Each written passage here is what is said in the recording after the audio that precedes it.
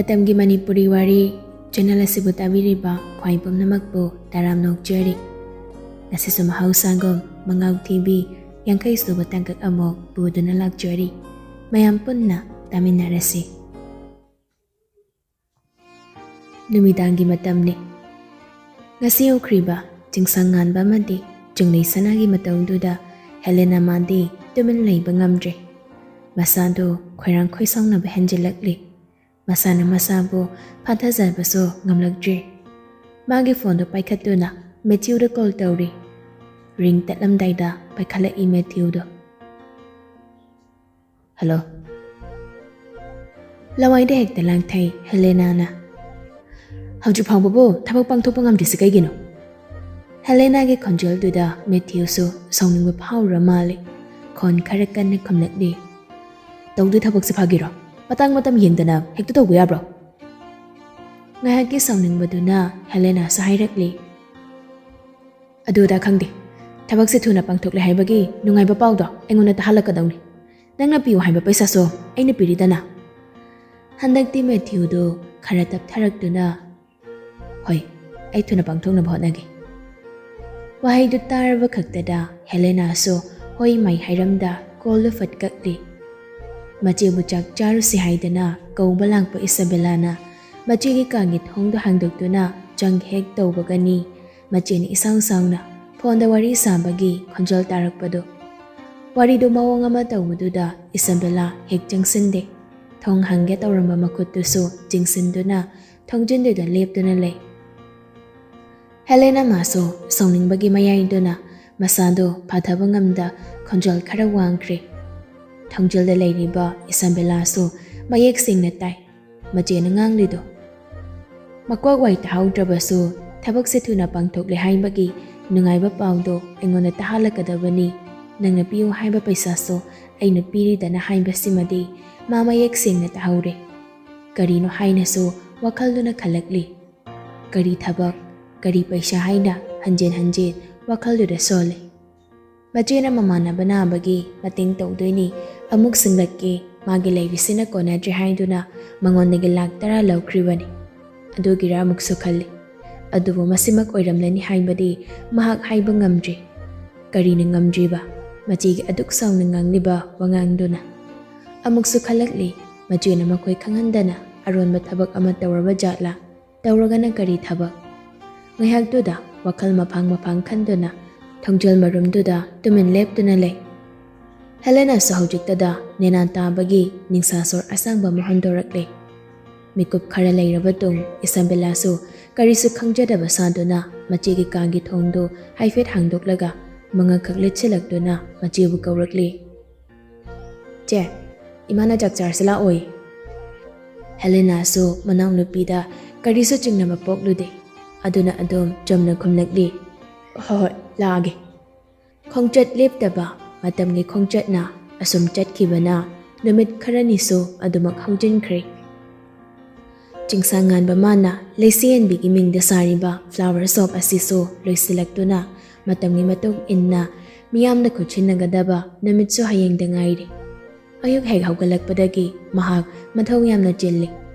Hayengi thabak thawramsigi damakta machak khaina sindokduna thamli. Mimangda jobda na bahot na jay. Yajutsu marup sige matung inaduna thabakti masu chinjari.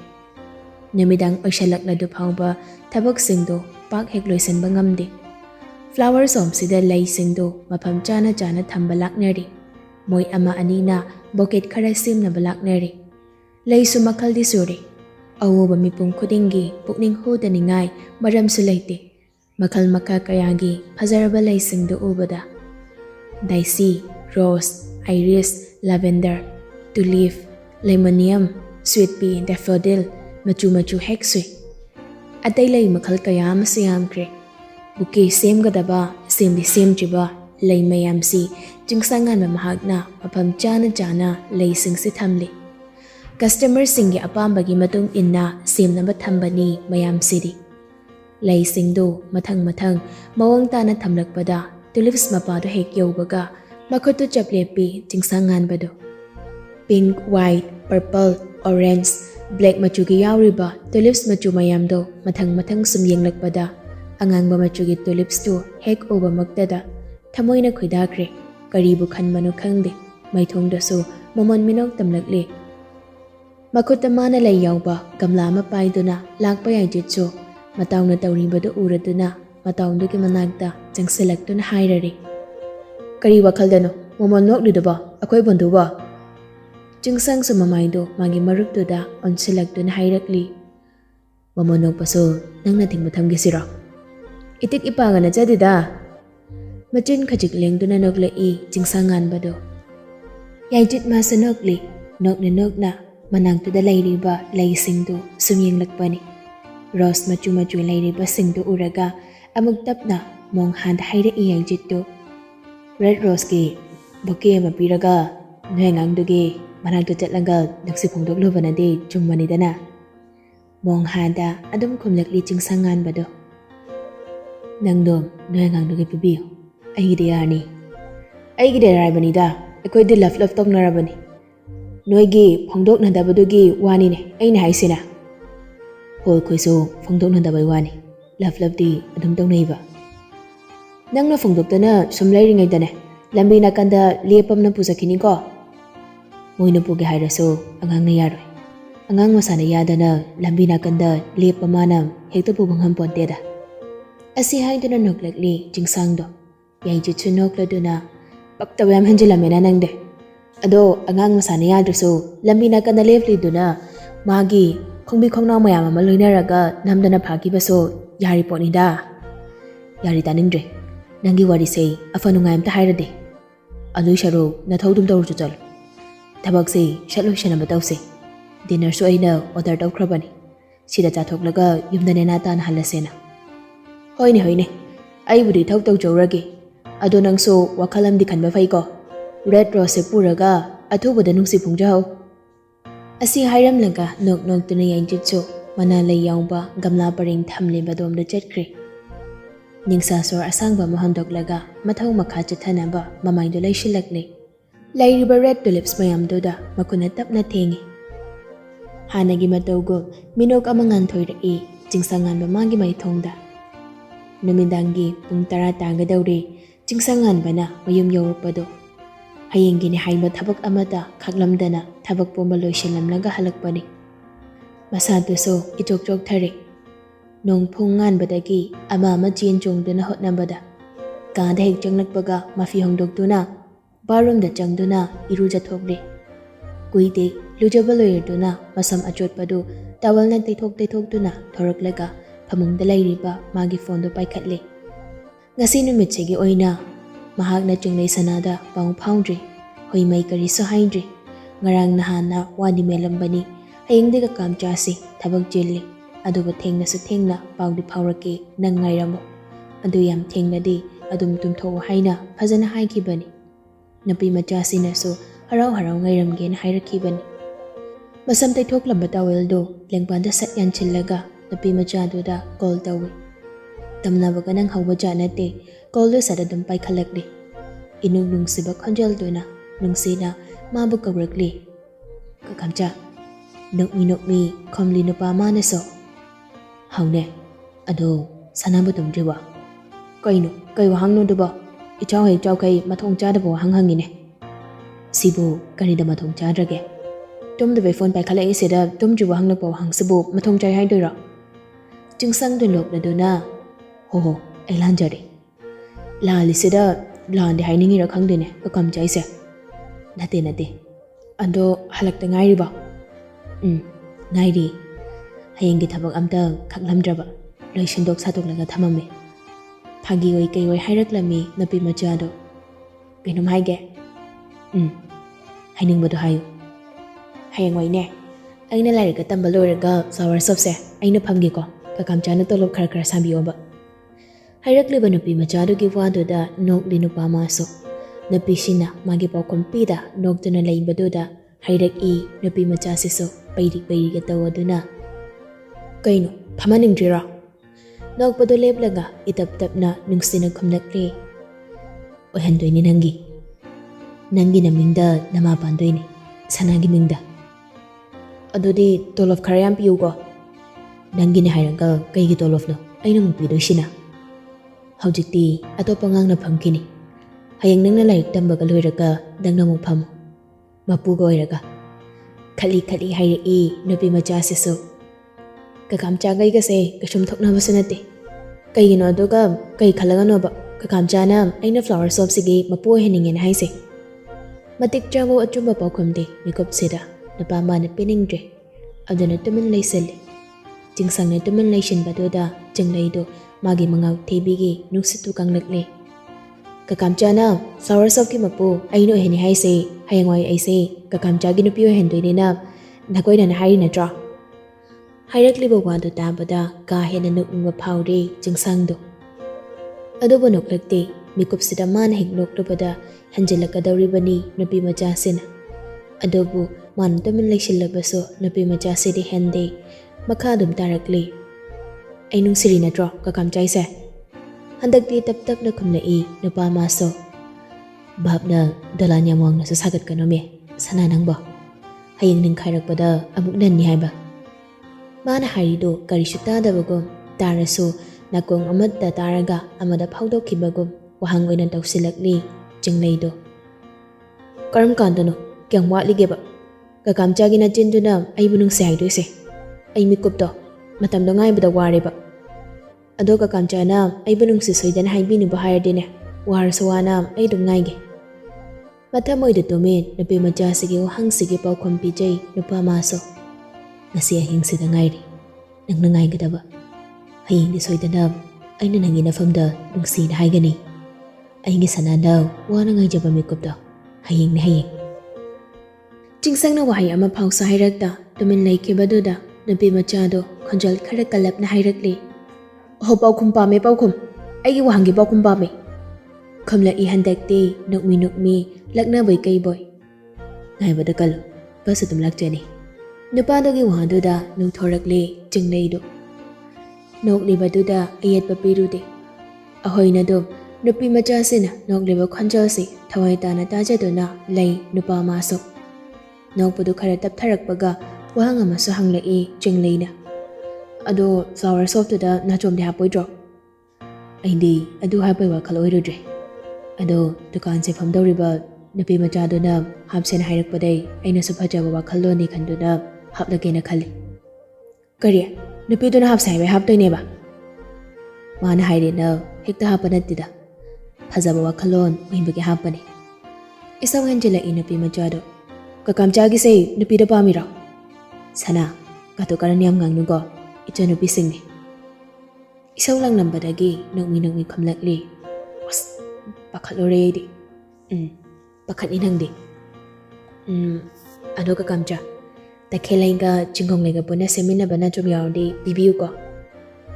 Nabi machado na hairakliba wando thamoida hakduna thamkri.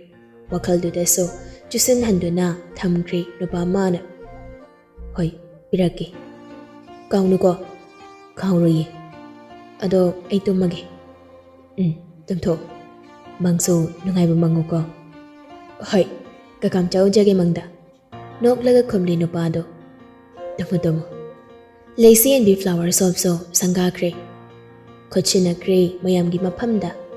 Pung mapal chap chana ribbon kakpani. Thoramda loirakpada pung amadi tare. Jingsangan mamana pung ama makhaya daida mala kani haina so jinglai sanada khangan kibani. Laiki drabi thawai oirambi magi mingda flower shop sima hangjaba ngambasida thamoido dok penje. Lairamba pendaba nungaitaba kharamakhayda oiramba so kokje. Telamba maipum khuding hankre maroi ba makhoi ahum mari khakta ngai haure.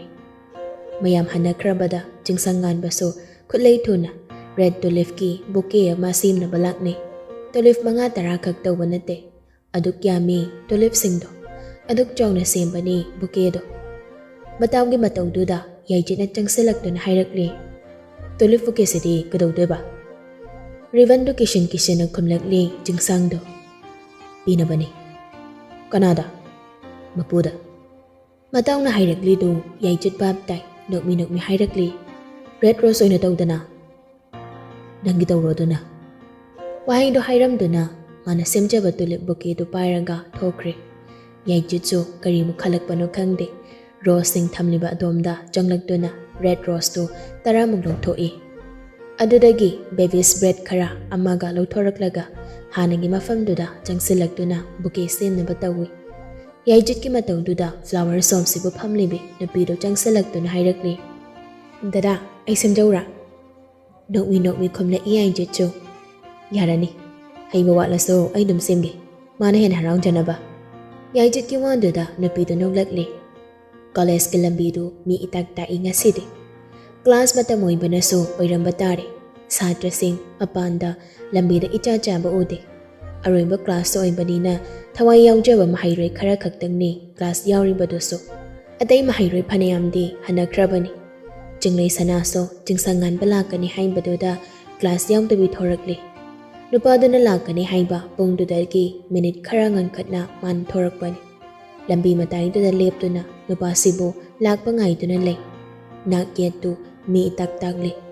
Jinglei sanana lepliba jagadudagi khara chathoraklaga amuba machugi car amasu khamduna layri. Gari manungsida yauriba mi sinasu jinglei sanabu kupna yengli. Fazaba tanja ama phanglei khan mathau pangthokpa lakliba nupadaso gari du start tawri. Mana gari du start hek tawbaga gari ma thogat khiduna jinglei sanana lepliba lambi dugi wangmada khamkre. Jinglei sanaso magi wangmada khamlakliba gari du jingsangan bagini khangladuna nukmi lambi du lanthoknaba tawje. Jingsangan bamaso makuta red tulips ki jawra bouquet maparaduna gari dagi kumtharakli. Amuba car sige manungda yauriba nupa maso pangthokpa lakliba mathau sidadi pangthokdana halaroi khallamale gari du full speed net aduna thaurakli. Yam ka hena lamna khamduna leiriba gari sina adumna khangthok thaurakani haibadi khangludabana jinglei sanasu nokmi lambi du lanthokpa haurabani. Gari du dukkana thaurakpa oibana makhol saduk haubani. Makhol duda jinglei sanasu jetlambadu leptuna makhol tarakliba adomda khangeng lakli.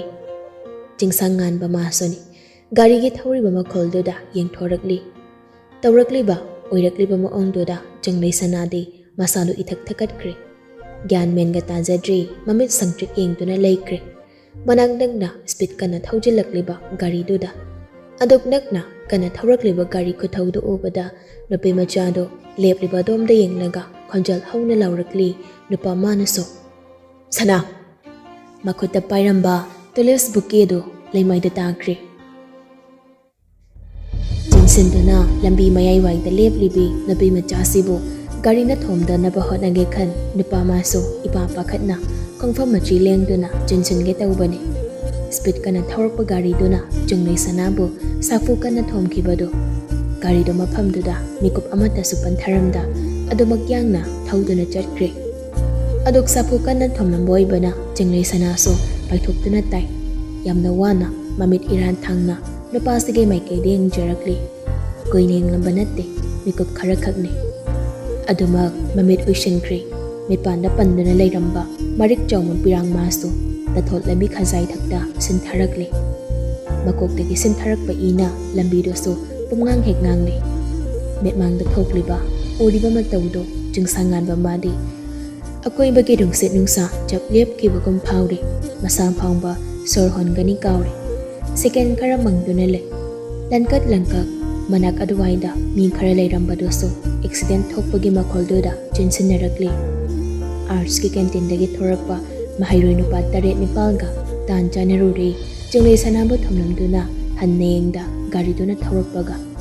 Ising na uri TMCC ki get managda sokduna tariba nupido.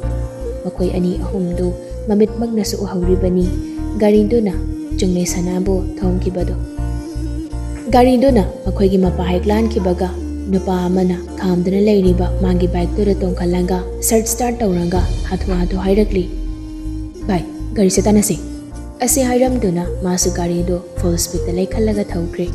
Makoy ani ahumsu gari da tongkhanaduna matung inagre. Lehauriba ani ahumduna sokliba dugi maikaida jinsilakli.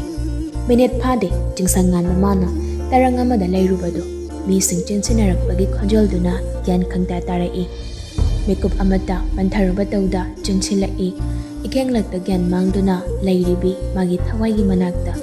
Mi singduna yoksalangpaga mana yoksanbaga mapa janare. Laimai de ngek phamtharanga taaduna leiribi nupi macha sibo kongkhatuna khonjol nikna nipaina kaunjai. Sana, sana, si, tabro, kakamchana kaurisi tabro, sana. Asibagom taaduna leiribana karamnani khumlakani magi kakamchana kauribado. Tasu tade sananadi magi kakamchana kauribado.